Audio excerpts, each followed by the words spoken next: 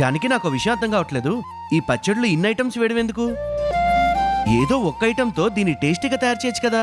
చేయొచ్చు, కానీ అలా చేస్తే అది మన జీవన విధానానికి ఉదాహరణ ఎలా అవుతుంది?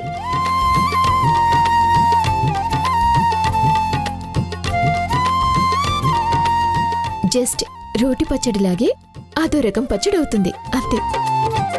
ఏంటి, ఉగాది పచ్చడి మన జీవన విధానానికి ఎగ్జాంపులా? అవును.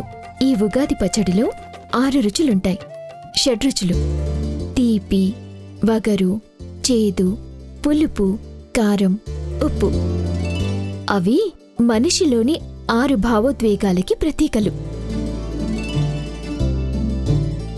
జీవితమంటే ఒక సుఖమే కాదు, అందులో చేదు లాంటి కష్టాలు ఉంటాయి, పులుపు లాంటి నష్టాలు ఉంటాయి, ఏడుపులు, పెడబొబ్బలు, ఇష్టాలు, ద్వేషాలు, ఇలా చాలా ఎమోషన్స్ ఉంటాయి.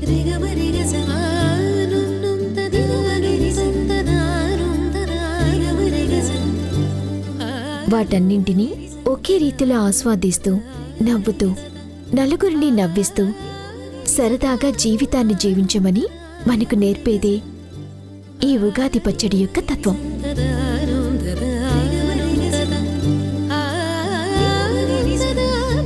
ఒక్క చెంచాడు పచ్చడిలో ఇంత ఫిలాసఫీ ఉందా? గ్రేట్. మరి ఏమనుకున్నావు? ఇదొక్కటే కాదు, మన తెలుగు సంస్కృతిలో ప్రతి పండగకి ఒక ఉపయోగం ఉంటుంది. ప్రతి ఒక్క సంప్రదాయానికి ఒక అంతరార్థం. జానకి పరిణయం సోమవారం నుంచి శనివారం వరకు సాయంత్రం 6 గంటలకు మీ ఈటీవీలో.